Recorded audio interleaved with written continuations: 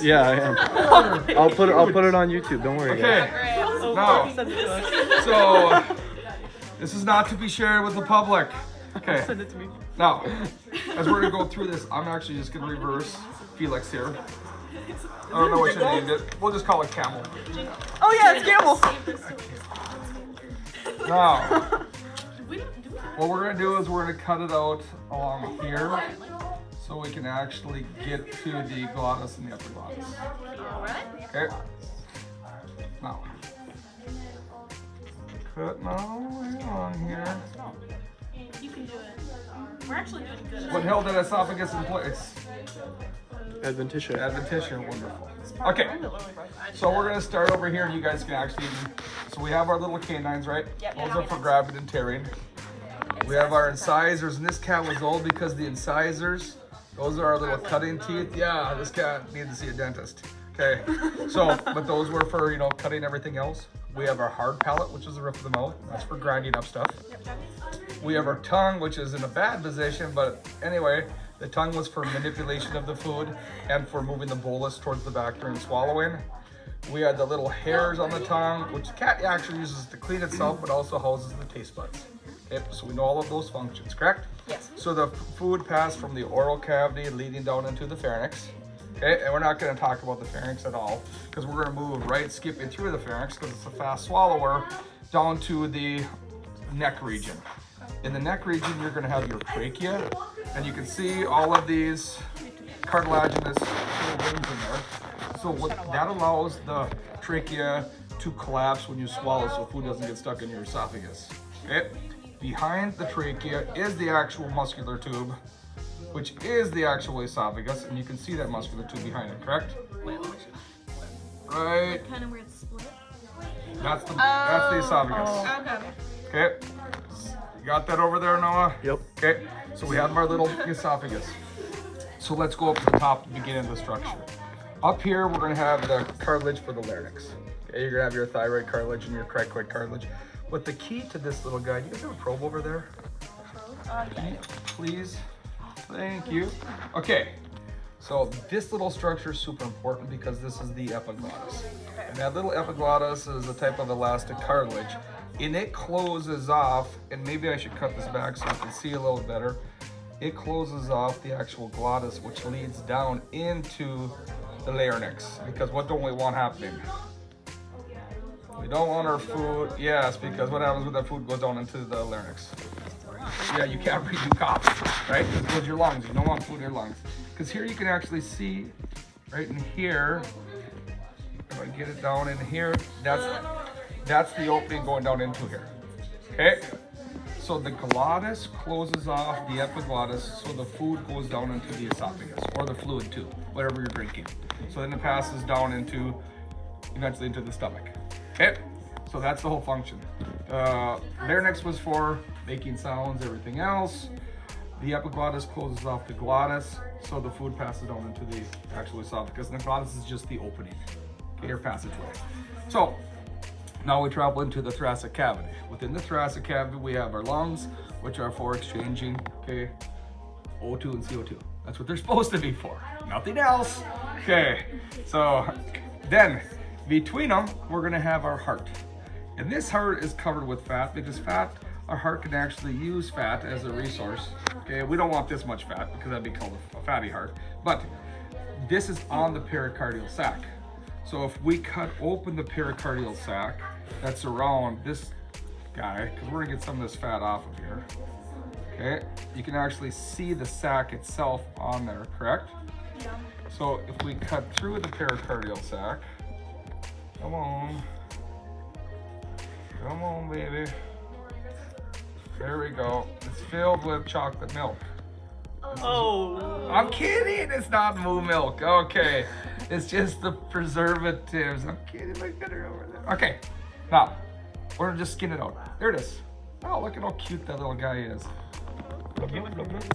Okay. Yeah, that's a good point. So, if we look at our heart is just really one big muscle. It really is, and trust me, mine is, because I just saw an echo of it. Okay, so when we're looking at it, down here are actually going to be your ventricles, which are your pumping chambers. The top are going to be your atria, which are the receiving. All of the blood in your body comes back into the atria. They move the blood down into the ventricles, and the ventricles discharge to the rest of the body up to the lungs. Okay, so we're done with that cavity. What separates the thoracic cavity from the abdominal pelvic cavity?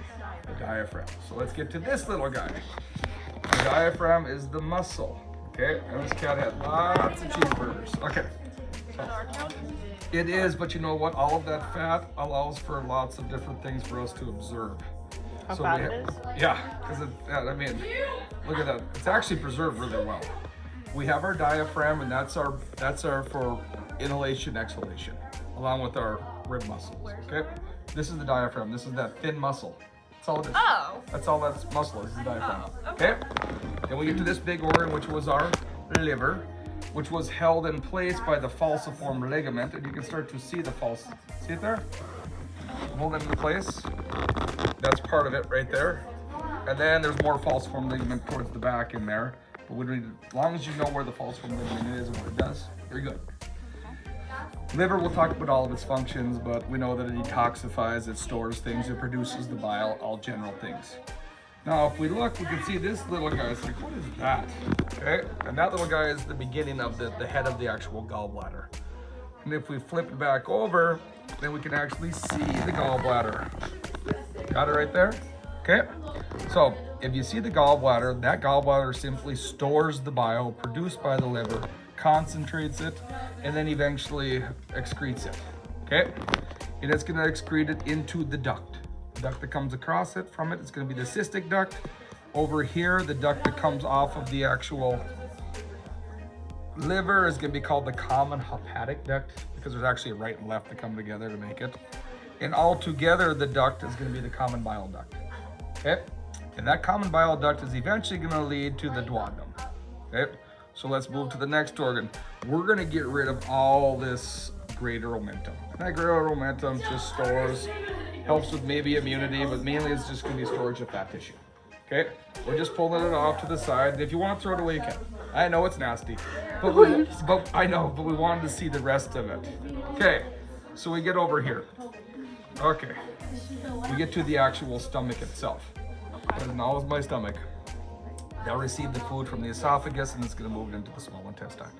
So here we're going to add some of those enzymes and everything else, and the hydrochloric acid and pepsinogen, and then we're going to grind and mix all of the food, because now it's become a chyme, because the bolus plus all of those digestive juices is the chyme. So once this is done doing its part, it's going to move it into the small intestine, and it's going to move it through a little valve called the pyloric sphincter. You can actually feel where it's thicker in here. Check this out, I'll feel that right there. Yeah, see how it's thicker? Yeah. So that's where the actual sphincter is that controls release from the stomach into the small intestine. The beginning of the small intestine is called the duodenum, or duodenum, whatever you want to call it. Okay, so that's the initial portion. So if there's a pin in here, it's going to be the duodenum. Next to that is this. Okay, next to that, all of this coming across here, this is all the pancreas. We said that and it doesn't look like anything to you guys, but this is the actual pancreas that lies within the duodenal curvature. Okay, and that's going to be held into place by the lesser omentum, which was different than the greater omentum that we just removed. Okay? Now, pancreas has exocrine. Exocrine produces the insulin, glucagon, but also produces digestive enzymes. The food is going to pass through as those digestive enzymes are added from the pancreas and all of the stuff from the bile from the liver. As the food passes along through the small intestine, it's going to follow all of this whole entire route. And if you wanted to, you could cut apart the mesentery that suspends it, holds it in place, and provides those nutrients. And then you'd find that the duodenum leads to the jejunum, and then which leads to the ileum. But there's no distinct separation between the two. So the key to the small intestine is you need to know the three parts. If the pin is in the beginning, it's the duodenum. If the pin is in the middle, it's the jejunum. And then if it's at the end, it's got to be the ileum. You're like, so how do we find the end? Great question, Lily. I like to work backwards because the large intestine over here, okay, if we work it backwards, it's a lot easier to find where the actual small intestine. ends. So if this is the end of the small intestine, that's the ileum. The beginning of the large intestine is the cecum. Between them, once again, is a sphincter, and we call it the ileocecal sphincter, between the ileum and cecum. So the ileum discharges, okay, or allows the release from the small intestine into the large intestine through the ileocecal sphincter. Cecum receives it from the small intestine, moves it down, and we're just gonna call, because large intestine is also called the colon, the majority of it is just the colon. Okay, so if there's a pin here, it's a cecum. A pin in here is gonna be the colon. A pin at the very end is gonna be the rectum. All held into place by the mesocolon, another peritoneal membrane. Okay, coming through. Now, we got down to the end. Okay, and down in here, this little guy, what's left, okay, these are little fat deposits. That's my little bladder. What does your urinary bladder do? Stores urine, okay, and expels it when we have to go. Okay, what produces the urine? Excellent, the kidneys. Well, you said there's 2 kidneys, right? Well, we really can't find them. Why? Because they're in here, because they're retroperitoneal. They're outside the peritoneal cavity. So we actually have to cut through the peritoneum to get to the actual kidney. Now we got a kidney, okay? But you're like, what is this? Good question. Well, if we said the kidney produces the actual urine and the bladder stores the urine, we have to have some way to get into it. And that little guy right here, that's my little ureter that transports the urine from the kidney down to the bladder. Okay? And the last little guy, this big old fat tongue, that's the spleen. Remember, that's gonna filter and clean the blood, because cats, lots of animals, don't eat all the foods full of, with parasites and different things like that. Helps to clean the blood. Because most of the stuff we eat is healthy. If you think about it, we kill everything. We microwave and we cook. These guys are eating raw flesh, everything else. Yeah. Why are cats spleen? Well, I don't know. I really don't know. Seriously. I can't tell you. Yeah, some are huge, some are different. Some are wild cats. Some are, are more probably eating better food that isn't full of parasites and everything else. What was the brown cottage cheese stuff that you told us? Oh, the pancreas thing? Or what stuff? All of this stuff? Yeah, just like all ground that. beef. All of this stuff, no, like ground beef. When they inject them with all of the dyes, because they're injecting clean out the blood system, that's the acrylic dye that's pushed out. It's not poop or anything like that. Okay, are we good? Yeah. Yeah. Okay.